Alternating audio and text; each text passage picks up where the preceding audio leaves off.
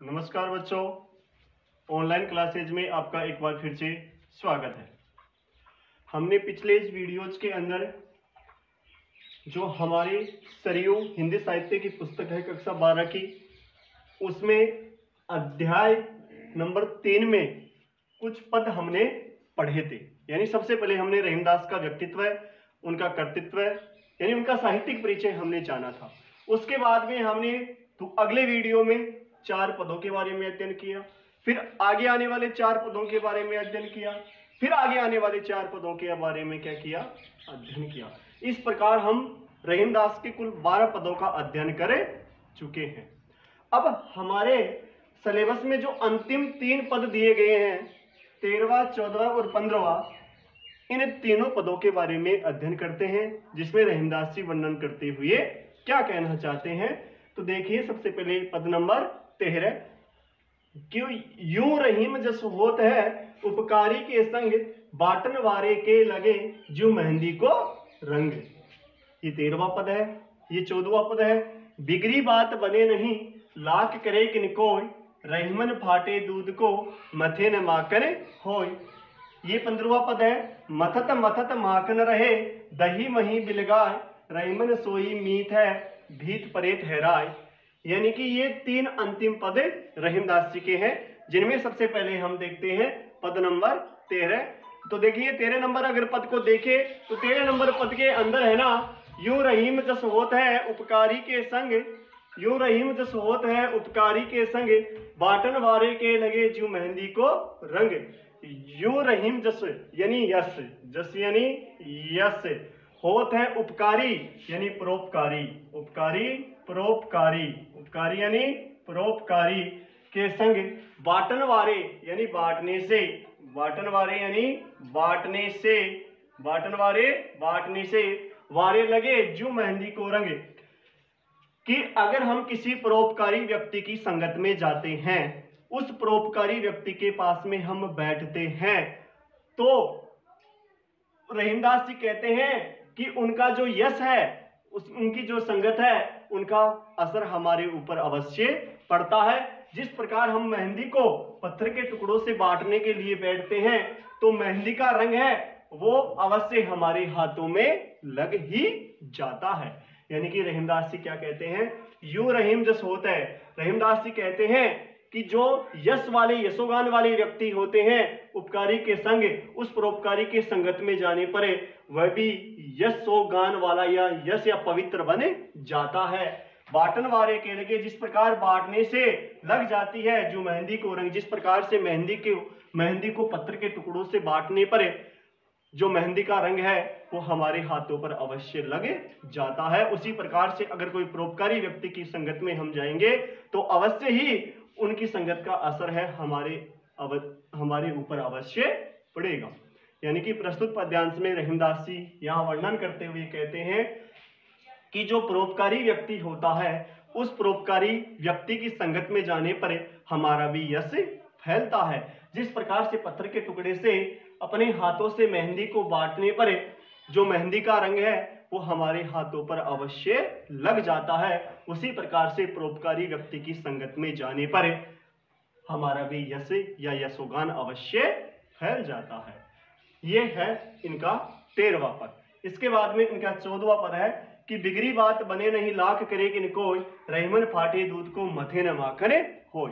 कि बिगड़ी बात बने नहीं, बिगड़ी यानी बिगड़ जाने पर, बिगड़ी यानी बिगड़ जाने पर, बिगड़ी यानी बिगड़ जाने पर, बात बने नहीं कि एक बार अगर कोई बात बिगड़ जाती है तो लाख करे, लाख प्रयास करने पर भी, लाख करे, लाख प्रयास करने पर भी, लाख प्रयास करने पर भी, लाख करे किनको, लाख प्रयास करने पर भी वह बात वैसी नहीं बन पाती है।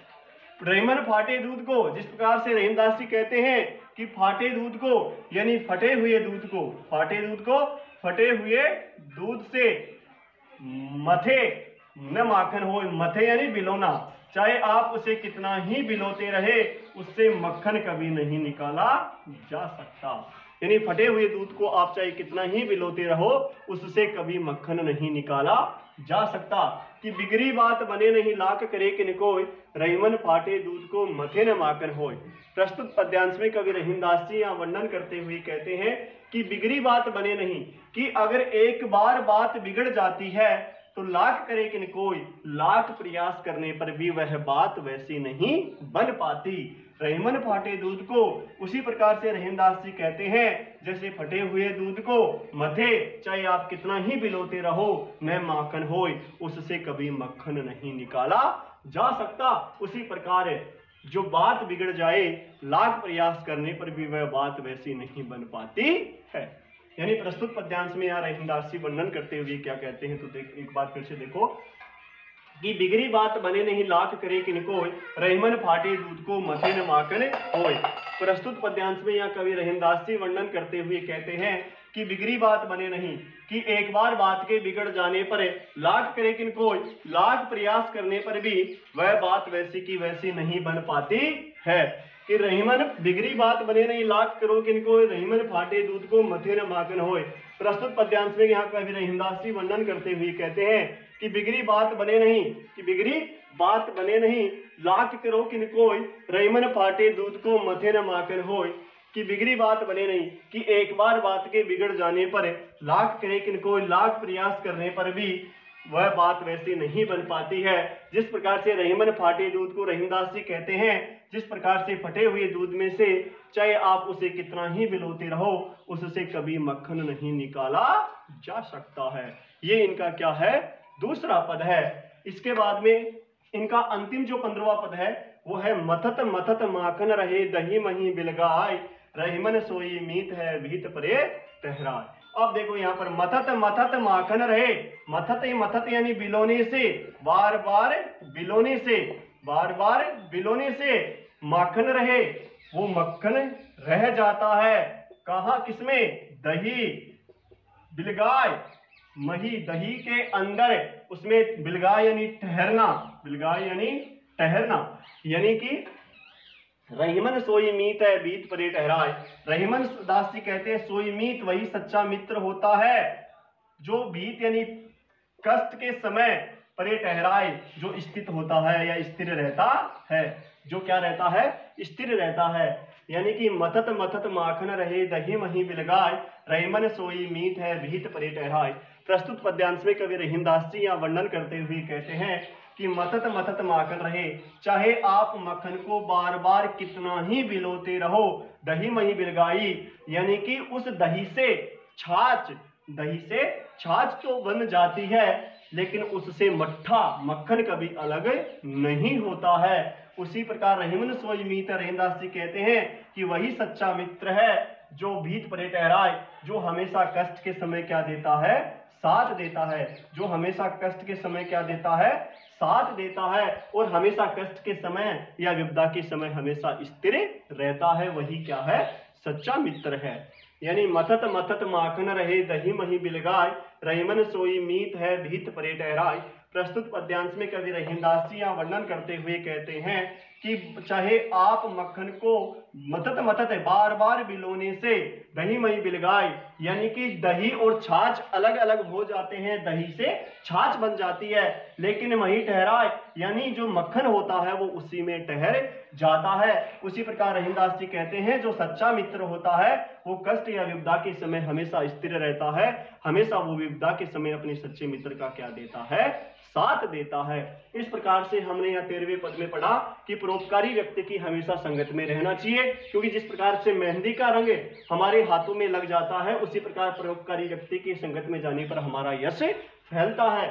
उसी प्रकार रहीमदास जी कहते हैं कि एक बार बात के बिगड़ जाने पर लाख प्रयास करने पर भी वह बात वैसी नहीं बन पाती, जिस प्रकार से फटे हुए दूध को कितना ही बिलो आप उसे मक्खन नहीं निकाल सकते।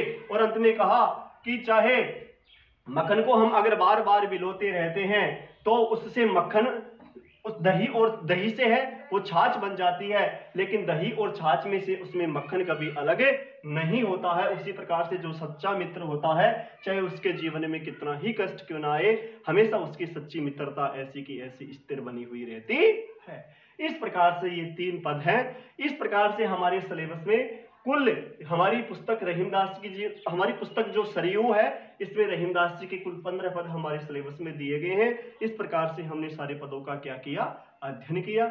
अब आगे जो हमारे अभ्यास प्रश्न है, जिसमें अति लघुत्रात्मक है, वस्तुनिष्ठ प्रश्न है, लघुत्रात्मक प्रश्न है, निबंधात्मक प्रश्न है, इन सभी प्रश्नों को हमें हल करना है अपनी फेयर नोटबुक में, और प्रत्येक पदों को बार बार देखते रहना है। अगर कोई प्रश्न समझ में न आए तो इस वीडियोज को बार बार देखें, पदों को बार बार जानने का प्रयास करें, तब जाके आपके जो भी समस्या होगी उसका समाधान हो सकेगा। अब आगे आने वाले वीडियोज के अंदर हमारा जो अगला अध्याय होगा उसके बारे में हम अध्ययन करेंगे। तब तक के लिए धन्यवाद।